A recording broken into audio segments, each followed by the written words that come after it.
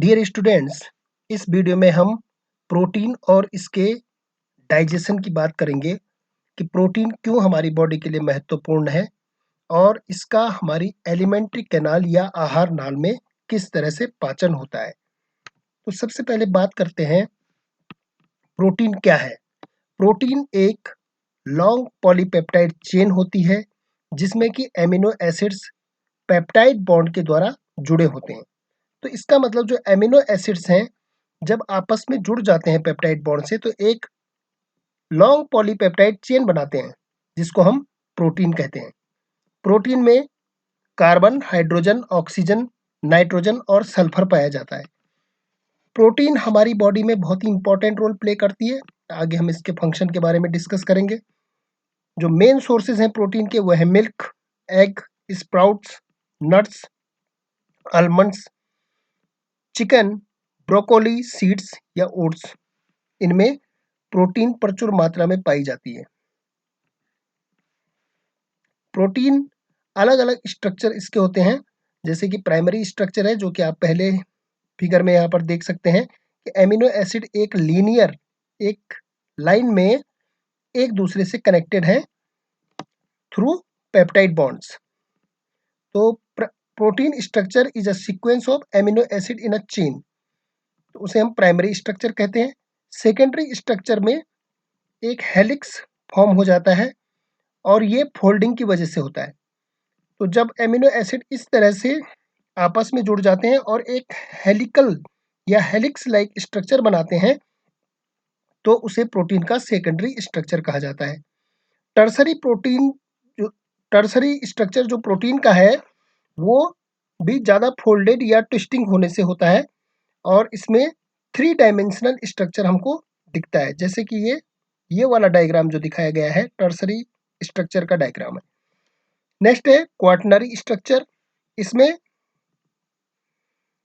एक से ज़्यादा जब एमिनो एसिड चेन के फोल्ड बन जाते हैं तो उसको क्वाटरनरी स्ट्रक्चर कहते हैं, जो कि इस तरह से बनता है। तो ये सबसे ज़्यादा कॉम्प्लेक्स फॉर्म होती है प्रोटीन की।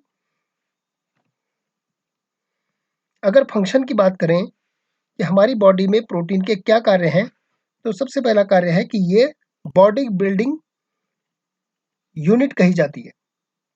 तो हमारे शरीर का निर्माण करने में प्रोटीन की भूमिका होती है और जो भी बॉडी के पार्ट्स बने होते हैं वो प्रोटीन के बने होते हैं। They provide support and protection to various tissues such as collagen and keratin. तो प्रोटीन जो है हमारी बॉडी को सपोर्ट करने का काम करता है, जैसे कि कोलेजन प्रोटीन है, ये मसल्स में पाई जाती है जो कि सपोर्ट का काम करती है, और प्रोटेक्शन का काम भी करती है जैसे कि केराटिन प्रोटीन है जो हमारे हेयर्स में या नेल्स में पाई जाती है। They form enzymes. ये बहुत ही इंपॉर्टेंट सेंटेंस है कि सभी के सभी एंजाइम्स जो हैं वो प्रोटीन के बने होते हैं और प्रोटीनियस नेचर के होते हैं। और एंजाइम्स हम किनको बोलते हैं? जो किसी रिएक्शन को फास्टली परफॉर्म करते हैं। रिएक्शन को तेज करने के लिए जो हमारी बॉडी में केमिकल्स पाए जाते हैं उनको एंजाइम्स कहते हैं, वो सभी प्रोटीन के बने होते हैं। प्रोटीन हमारी बॉडी में मॉलिक्यूल्स को एक ऑर्गन से दूसरे ऑर्गन तक ट्रांसपोर्ट करने का काम करती है, जैसे कि हीमोग्लोबिन। तो हीमोग्लोबिन जो है एक ऐसी प्रोटीन है जो हमारी बॉडी में ऑक्सीजन को लंग्स से वेरियस टिश्यूज तक ले जाती है और टिश्यूज से कार्बन डाइऑक्साइड को लंग्स तक लाती है, फेफड़ों तक लाती है। तो प्रोटीन का ये भी बहुत इंपॉर्टेंट काम है। प्रोटीन में न्यूट्रिएंट्स जो हैं वो स्टोर होते हैं, जैसे कि मिल्क में केसिन प्रोटीन पाई जाती है या एग में ओवे एल्बुमिन प्रोटीन पाई जाती है। They defend the body from harmful foreign organisms. तो जो बाहर से हमारी बॉडी में हार्मफुल ऑर्गेनिजम्स आते हैं जैसे कि बैक्टीरिया या वायरसेस, तो उनको भी डिस्ट्रॉय करने का काम कुछ इंपॉर्टेंट प्रोटीन करती है जिनको हम इम्यूनोग्लोबिन्स बोलते हैं। They help to regulate cellular और फिजियोलॉजिकल एक्टिविटीज। ये जो प्रोटीन होती है ये हमारी बॉडी में सेलुलर या फिजियोलॉजिकल एक्टिविटी को रेगुलेट करने में हेल्प करती है। जैसे कि हार्मोन्स हमारी बॉडी में निकलते हैं, बहुत सारे हार्मोन्स प्रोटीन के बने होते हैं, प्रोटीनियस नेचर के होते हैं, जैसे कि इंसुलिन जो कि शुगर के लेवल को हमारे ब्लड में कंट्रोल करता है, और या जीएच जो कि पिट्यूटरी से निकलता है, ग्रोथ हार्मोन, ये ग्रोथ के लिए बहुत इंपॉर्टेंट हार्मोन है, वो भी प्रोटीनियस नेचर का होता है। तो ये फंक्शन। अब बात करते हैं क्लासिफिकेशन की। On the basis of their solubility in water, proteins are classified into two types. तो वाटर में या जल में जो इसकी घुलनशीलता है, इसके आधार पर प्रोटीन को दो भागों में विभाजित किया गया है। पहला है फाइब्रस प्रोटीन। तो जो भी फाइब्रस प्रोटीन होती है, ये इनसॉल्युबल होती है वाटर में, जल में अघुलनशील होती है। They include the structural protein, इसमें स्ट्रक्चर जो बनाती है प्रोटीन, उनको इंक्लूड किया गया है। और इनका काम सपोर्टिव फंक्शन के लिए भी काम आता है, जैसे कोलेजन है, या हेयर में पाई जाने वाली क्रेटिन है, या फाइब्रिन है। फाइब्रिन प्लेटलेट्स में मिलती है, फाइब्रिनोजेंस, जो कि ब्लड क्लॉटिंग के टाइम पे काम आती है। तो ये फाइब्रस प्रोटीन जो होती है वो जल में अघुलनशील है, घुलती नहीं है। दूसरा है ग्लोबुलर प्रोटीन, ये वाटर में इजिली सॉल्युबल है, घुल जाती है, जैसे कि कुछ एंजाइम्स हैं, हीमोग्लोबिन्स हैं। अब दूसरे बात करते हैं कि स्ट्रक्चर कितना कॉम्प्लेक्स है, उसके आधार पर भी प्रोटीन को दो टाइप में बांटा गया है। पहला है सिंपल प्रोटीन, जैसे कि एल्ब्यूमिन्स या ओवा एल्ब्यूमिन्स। तो इनमें कोई भी, ये प्योरली प्रोटीन के बने होंगे। लेकिन जो दूसरा इसका सेकंड टाइप है कॉन्जुगेटेड प्रोटीन, इसमें एक प्रोस्थेटिक ग्रुप लगा होता है जो कि प्रोटीन के साथ बाइंड रहता है, जैसे न्यूक्लियोप्रोटीन, ग्लाइकोप्रोटीन, लाइपोप्रोटीन्स या मेटलोप्रोटीन्स। तो न्यूक्लियोप्रोटीन में न्यूक्लिक एसिड जो है प्रोटीन के साथ बाइंड होगा, ग्लाइकोप्रोटीन में कार्बोहाइड्रेट्स प्रोटीन के साथ बाइंड होंगे, लाइपोप्रोटीन में लिपिड्स प्रोटीन के साथ अटैच रहेंगे, और मेटलोप्रोटीन में कुछ मेटल्स, जैसे कि हीमोग्लोबिन में आयरन प्रोटीन के साथ बाइंड रहता है, तो वो मेटलोप्रोटीन का एग्जाम्पल है। अब जो प्रोटीन बनी है, मैंने पहले आपको बताया कि एमिनो एसिड की एक चेन है, बहुत लंबी चेन है, जो कि आपस में पेप्टाइड बॉन्ड से जुड़ी हुई होती है। तो एमिनो एसिड, एक एमिनो एसिड इस तरह से दिखता है, जिसमें कि दो ग्रुप होते हैं। पहला एमाइन ग्रुप, जो कि यहाँ पर दर्शाया गया है, और दूसरा है कार्बोक्सिलिक एसिड ग्रुप, जो कि ये है COOH वाला, ये कार्बोक्सिलिक ग्रुप होगा। तो जब ये बहुत सारे एमिनो एसिड्स बन जाते हैं, मिल जाते हैं पेप्टाइड बॉन्ड से, तो एक पॉलीपेप्टाइड चेन बनाते हैं इस तरह से। तो ये एमिनो एसिड्स की एक बहुत लंबी चेन है। अब बात करते हैं बहुत ही इंपॉर्टेंट एस्पेक्ट की, कि प्रोटीन का डाइजेशन हमारी एलिमेंट्री कैनाल में किस तरह से होता है। तो डाइजेशन को पढ़ने से पहले हम कुछ इंपॉर्टेंट एंजाइम्स जो हैं, जो कि प्रोटीन को डाइजेस्ट करने में हेल्प करते हैं, उनके बारे में समझेंगे। यहाँ पर जो नेम ऑफ इनएक्टिव एंजाइम दिया हुआ है, ये इनएक्टिव फॉर्म में होते हैं, और जब ये एक्टिव फॉर्म में होते हैं तो इनका नेम थोड़ा सा चेंज हो जाता है। तो सबसे पहले एंजाइम की बात करते हैं, प्रोरेनिन। प्रोरेनिन जो है वो स्टमक की, या जिसे हिंदी में आमाशय कहते हैं, उसकी चीफ सेल्स, चीफ कोशिकाएं इसको सिक्रीट करती हैं। और जब वहां पर HCl प्रेजेंट होता है और फूड पहुंच जाता है, तो वो एक्टिव रेनिन में कन्वर्ट हो जाता है। तो इनएक्टिव फॉर्म को हम बोलते हैं प्रोरेनिन, और एक्टिव जो फॉर्म है इसकी, वो है रेनिन। सोर्स ऑफ ओरिजिन जो है वो चीफ सेल्स ऑफ स्टमक, यानी कि स्टमक की चीफ सेल्स इसको सिक्रीट करती हैं। और इसका फंक्शन होता है केसीन प्रोटीन को ब्रेक करना। केसीन जो कि प्रोटीन मिल्क में पाई जाती है, उस प्रोटीन को पैराकेसिन और वे प्रोटीन में ब्रेक कर देना। जो दूसरा इंपॉर्टेंट एंजाइम है, प्रोटीन के डाइजेशन में हेल्प करता है, वो है पेप्सिनोजेन। पेप्सिनोजेन जो है वो इनएक्टिव एंजाइम है, और फिर से अगेन HCl की प्रेजेंस में ये पेप्सिन में कन्वर्ट हो जाता है, और इसे भी स्टमक की चीफ सेल्स सिक्रीट करती हैं। और ये डाइटरी प्रोटीन को ब्रेक करता है पेप्टाइड्स में या एमिनो एसिड्स में। ये दोनों के दोनों एंजाइम्स लो पीएच पे काम करते हैं, और लो पीएच कितना होना चाहिए, 1.2 टू 2.0 के आसपास का पीएच है, वहां पर इनकी एक्टिविटी मैक्सिमम रहेगी। तो ये स्टमक में काम करते हैं, वहां पर HCl सिक्रीट होता है जो कि वहां पे पीएच को बहुत कम कर देता है। नेक्स्ट एंजाइम है ट्रिप्सिनोजेन, जिसको एक्टिव फॉर्म में ट्रिप्सिन कहा जाता है। ये कि पैनक्रियाज से निकलता है। पैनक्रियाज मैंने आपको बताया था बहुत इंपॉर्टेंट है प्रोटीन डाइजेशन में। और यहाँ से एक डक्ट आती है जो कि ड्यूडेनम पार्ट पे जुड़ती है। स्मॉल इंटेस्टाइन का फर्स्ट पार्ट जो होता है वो कहलाता है ड्यूडेनम। तो वहां पर जुड़ती है और वहां से पैनक्रियाटिक जूसेस सिक्रेट करती है, उसके साथ ट्रिप्सिन भी होता है।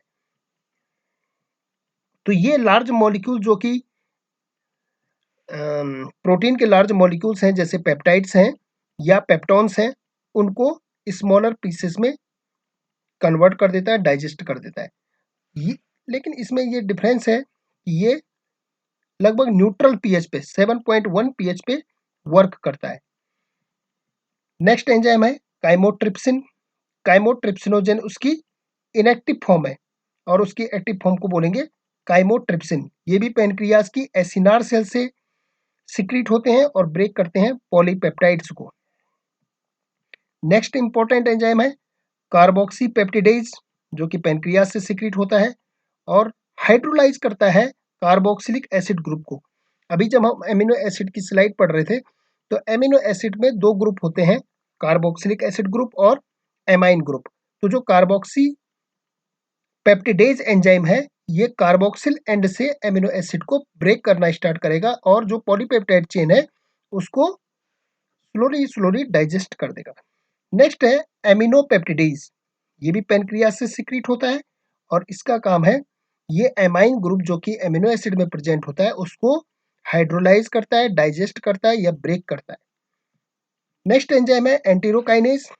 ये लाइनिंग ऑफ ड्यूडेनम, ड्यूडेनम मैंने बताया आपको स्मॉल इंटेस्टाइन का फर्स्ट पार्ट जो है वो ड्यूडेनम है, वहां पर ग्लैंड ऑफ बर्नर होती हैं, वहां से सिक्रीट होता है एंटीरोकाइनेज एंजाइम। और इसका काम होता है ये ट्रिप्सिन को एक्टिवेट करता है, यानी कि जो ट्रिप्सिनोजेन है उसको ट्रिप्सिन में कन्वर्ट कर देता है। अब बात करते हैं कि जो रेनिन है बहुत इंपॉर्टेंट एंजाइम, ये मिल्क प्रोटीन केसीन को कन्वर्ट करता है पैराकेसिन और वे प्रोटीन में, जिसको हम प्रोटियोजेस बोलते हैं। और पैराकेसिन सॉल्युबल है, ये कैल्शियम आयन के साथ मिलकर कैल्शियम पैराकेसिनेट बनाता है। तो जो पेप्सिन और रेनिन एंजाइम्स हैं ये प्रोटीन पे जो हमने अभी डाइजेस्ट इनगल्फ की उसको ब्रेक कर देगा पेप्टॉन्स और पेप्टाइड्स में। तो पेप्टॉन्स क्या है? पेप्टॉन्स हैं सेमी डाइजेस्टेड प्रोटीन। अभी पूरी तरह से इनका डाइजेशन नहीं हुआ है, तो सेमी डाइजेस्टेड जो प्रोटीन होती है उनको पेप्टॉन्स बोला जाता है। पेप्टाइड्स अभी हम कर रहे थे, बात कर रहे थे, वहां पर डाई पेप्टाइड्स हो सकते हैं, ट्राई पेप्टाइड्स हो सकते हैं। इसका मतलब दो एमिनो एसिड जुड़े हैं तो वो डाई पेप्टाइड्स हो जाएंगे, या तीन जुड़े हुए हैं तो वो ट्राई पेप्टाइड्स हो जाएंगे या टेट्रा पेप्टाइड्स हो जाएंगे। जितने भी उसमें एमिनो एसिड्स होंगे उसके अकॉर्डिंग उनका नोमेनक्लेचर है। अब फूड जब स्टमक से स्मॉल इंटेस्टाइन में आता है तो वहां पर एक बहुत ही इंपॉर्टेंट ग्लैंड है पेनक्रियाज। पेनक्रियाज से पेनक्रियाटिक डक्ट स्मॉल इंटेस्टाइन में आती है और ट्रिप्सिन, काइमोट्रिप्सिन और कार्बोक्सीपेप्टिडेज को सिक्रीट करती है। Trypsin hydrolyses peptide linkage containing arginine और लाइसिन। जो लाइसिन और आर्जिनाइन ये एमिनो एसिड के नाम है, आर्जिनाइन और लाइसिन। तो इन एमिनो एसिड की चेन होगी जो उनको ट्रिप्सिन हाइड्रोलाइज कर देगा और काइमोट्रिप्सिन जो है वो हाइड्रोलाइज करता है उस पेप्टाइड चेन को जिसमें टायरोसिन और फिनाइल एलेनिन होते हैं।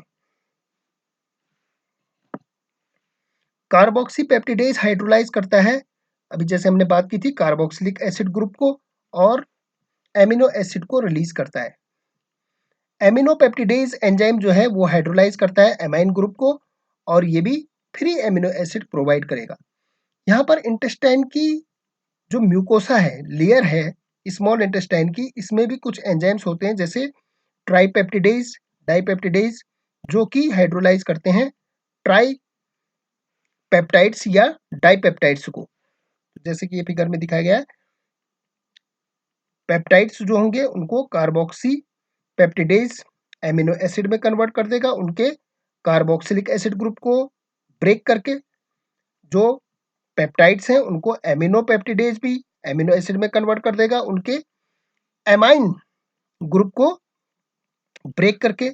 और जो डाइपेप्टिडेज हैं, डाइपेप्टाइड्स का मतलब दो एमिनो एसिड अभी भी आपस में लिंक्ड हैं, तो उनको डाइपेप्टिडेज जो कि इंटेस्टाइनल म्यूकोसा से सिक्रीट होते हैं, उनको एमिनो एसिड्स में कन्वर्ट कर देंगे। और ट्राइपेप्टिडेट्स जो हैं वो ट्राइपेप्टाइड्स को ट्राइपेप्टिडेज एंजाइम फ्री एमिनो एसिड में कन्वर्ट कर देंगे। तो एक बार इसे समराइज कर लेते हैं कि किस तरह से प्रोटीन का डाइजेशन होता है। माउथ से फूड आएगा, तो जो माउथ से ईसोफेगस में सलाइवा के साथ मिक्स फूड आता है उसको बोलते हैं बोलस फूड। बोलस फूड जो एंटर करता है स्टमक में, और स्टमक में जो एसिडिक मीडियम है वहां पर आ जाता है, तो उसको कहा जाता है काइम फूड। यहाँ पर HCl जो है पेरिएटल सेल से सिक्रीट होता है और एक्टिवेट करता है पेप्सिन और रेनिन एंजाइम को। तो पेप्सिन का जो इनएक्टिव फॉर्म है पेप्सिनोजेन, वो कन्वर्ट हो जाएगा पेप्सिन में, और प्रोरेनिन जो है वो एक्टिवेट हो जाएगा और क्या बना लेगा, रेनिन बना लेगा। तो ये ब्रेक्स करते हैं प्रोटीन को और पेप्टोन्स और पेप्टाइड्स में कन्वर्ट कर देते हैं। रेनिन जो है वो चिल्ड्रन में, जो बच्चे मदर का मिल्क फीड करते हैं या मिल्क की क्वांटिटी ज़्यादा लेते हैं, उनमें रेनिन एंजाइम अधिक मात्रा में पाया जाता है, और एडल्ट में पेप्सिन जो है वो ज़्यादा एक्टिवेट होता है। तो जब ये पेप्टोन्स और पेप्टाइड्स यहाँ पर बन जाएंगे तो फूड आगे मूव करेगा, और आगे मूव करेगा तो उसे मिलेगी स्मॉल इंटेस्टाइन। स्मॉल इंटेस्टाइन में जैसे ही ये पहुंचती है तो यहाँ पर बाइल से, लीवर से निकलने वाला बाइल डक्ट से आने वाली बाइल साल्ट्स इसको एसिडिक की जगह एल्केलाइन मीडियम में कन्वर्ट कर देता है। तो फूड जब एल्केलाइन मीडियम में एंटर करता है स्मॉल इंटेस्टाइन में, तो उसे कहा जाता है chyle food. In small intestine pancreatic juices contain trypsin, chymotrypsin, carboxypeptidase and aminopeptidase. तो पैनक्रियाटिक जूसेस में ये एंजाइम्स पाए जाते हैं जो कि अपना अपना काम करते हैं। जैसे मैंने ट्रिप्सिन कहा था, तो ट्रिप्सिन हाइड्रोलाइज करेगा प्रोटीन को और जो छोटे छोटे उसके पार्ट बना लेगा, एमिनो एसिड को अलग कर लेगा। कीमोट्रिप्सिन भी यही करेगा। तो इस तरह से हमारे को फ्री एमिनो एसिड कहाँ पर मिलेंगे, स्मॉल इंटेस्टाइन में। जबकि स्मॉल इंटेस्टाइन की म्यूकोसा डाइपेप्टिडेज ट्राइपेप्टिडेज एंजाइम को सिक्रीट करेगी और हाइड्रोलाइज करेगी डाइपेप्टाइड्स और ट्राइपेप्टाइड्स को। और फाइनली स्मॉल इंटेस्टाइन में फ्री एमिनो एसिड्स प्रोड्यूस होते हैं जो कि स्मॉल इंटेस्टाइन की माइक्रोविलाई द्वारा बॉडी में एब्जॉर्ब कर लिए जाते हैं। Thank you.